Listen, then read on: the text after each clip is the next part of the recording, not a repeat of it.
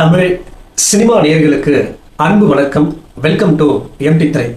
இந்த ஷோல இயக்குனர் அருண்குமார் இயக்கத்துல நடிகர் விக்ரம் நடிப்புல வெளிவந்திருக்கிற திரைப்படம் தான் வீரதீர சூரன் 2ஆம் பாகம். மிகப்பெரிய எதிர்பார்ப்புகளுக்கு மத்தியில் வெளிவந்திருக்கிற இந்த திரைப்படம் ரசிகர்கள் மத்தியில் எதிர்பார்ப்பை பூர்த்தி செஞ்சதா இல்லையா? இந்த படம் எப்படி இருக்கு, இந்த படத்தினுடைய கதை என்ன அப்படின்னு சொல்லி பார்க்கலாம் வாங்க. போலீஸ் அதிகாரியா இருக்கக்கூடிய எஸ்.ஜே. சூர்யா தன்னுடைய பழைய பகையை தீர்த்து கொள்றதுக்காக ரவி மற்றும் கண்ணனை என்கவுண்டர்ல போட திட்டம் தீட்டுறாரு.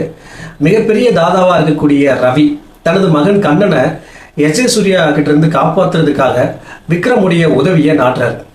போலீஸ் அதிகாரியா இருக்கக்கூடிய எஸ்.ஜே. சூர்யாவை கொலை பண்ணிட்டா தன்னுடைய மகனை காப்பாற்றலாம் அப்படின்ற மாதிரி விக்ரமுடைய உதவியை நாட்டுறாரு. அவரும் இதுக்கு ஒத்துக்கிறாரு. அவர் ஏன் ஒத்துக்கிறாரு?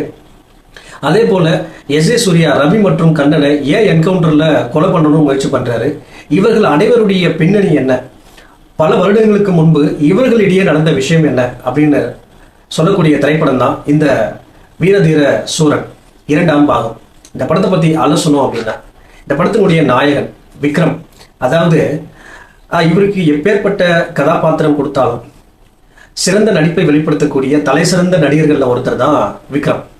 இந்த படத்துல எமோஷனல் காட்சியாகட்டும், அதே போல ஆக்ஷன் காட்சியாகட்டும் பட்டைய கலைப்பிருக்காரு அப்படின்னு தான் சொல்லணும். குறிப்பா போலீஸ் ஸ்டேஷன்ல ஒரு பெரியவர் கொலை செய்யற அந்த சீன் ஆகட்டும், அதே போல கிளைமேக்ஸ்ல அந்த சண்டை காட்சியாகட்டும் வேற லெவல்ல தன்னுடைய நடிப்பை வெளிப்படுத்திருக்காரு.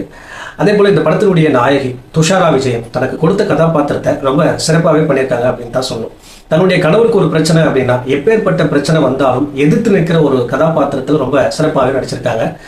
அடுத்ததாக வந்து பாத்தீங்கன்னா எஸ்.ஜே. சூர்யா இந்த படத்துல ஒரு போலீஸ் அதிகாரியா நடிச்சிருக்காரு. அதாவது தன்னுடைய வழக்கமான நடிப்பை மாத்தி இந்த படத்துல வித்தியாசமான நடிப்பை வெளிப்படுத்திருக்காரு. குறிப்பா இவருடைய டைமிங் எல்லாம் இந்த படத்துல வேற லெவல்ல அமைஞ்சிருக்கு. குறிப்பா தனக்கு ஒரு வேலை ஆகணும் அப்படின்னா யார் கூட வேணாலும் கூட்டணி வைக்கலாம் அப்படிங்கிற அந்த கதாபாத்திரத்தை ரொம்ப சிறப்பாகவே பண்ணியிருக்காரு. தமிழ் சினிமாவுக்கு புது வரவா வந்திருக்கக்கூடிய சுராஜ், இவர் மலையாள சினிமாவில் ஒரு ரவுண்டு பட்டையை கிளப்பியிருக்காரு. இந்த படம் தமிழ் சினிமாவில் ஒரு நல்ல வரவேற்பு படமாக அவருக்கு அமைஞ்சிருக்கு. தனக்கு கொடுத்த வேலையை ரொம்ப சிறப்பாகவே பண்ணியிருக்காரு. இந்த படத்தில் மற்ற நடிகர்கள் எல்லாமே சிறப்பாக நடிச்சிருக்காங்க. குறிப்பாக இந்த படத்தினுடைய மிகப்பெரிய பலமே இந்த படத்தினுடைய இசை தான். ஜி.வி. பிரகாஷ் இந்த படத்தினுடைய இசையை நல்லாவே கொடுத்துருக்காரு. பின்னணி இசை இந்த படத்துக்கு பலமாக அமைஞ்சிருக்கு. அதே போல ஒளிப்பதிவு இந்த படத்துக்கு மிரட்டலாக அமைஞ்சிருக்கு. இந்த படத்தை எழுதி இயக்கக்கூடிய இயக்குனர் அருண்குமார் தான் எடுத்துக்கொண்ட கதைக்களத்தை ரொம்ப சிறப்பான திரைக்கதை அமைச்சு விக்ரம் ரசிகர்களுக்கு ஒரு விருந்து கொடுத்துருக்காரு அப்படின்னு தான் சொல்லணும். குறிப்பாக இந்த படத்தினுடைய திரைக்கதையில இன்னும் கொஞ்சம் சுவாரஸ்யத்தை கூட்டியிருக்கலாம். அது மட்டும் இல்லாமல் விக்ரமுக்கு இன்னும் கொஞ்சம் மாஸ் சீன்ஸை ஆட் பண்ணியிருக்கலாம். அதை கொஞ்சம் பண்ணியிருந்தாங்க அப்படின்னா இந்த படம் இன்னும் கொஞ்சம் ஒரு படி மேலே உயர்ந்திருக்கும். ஆனாலும் இந்த படத்தில் நெகட்டிவ் அப்படின்னு சொல்கிறதுக்கு பெருசாக ஒன்றும் இல்லை. இந்த படத்துக்கு நான் கொடுக்குற ரேட்டிங் 5க்கு 3.25. இந்த படம் சியாம் விக்ரம் ரசிகர்களுக்கு ஒரு மிகப்பெரிய விருந்து அமைஞ்சிருக்கு. அடுத்த விமர்சனத்தில் சந்திக்கிறேன். நன்றி, வணக்கம்.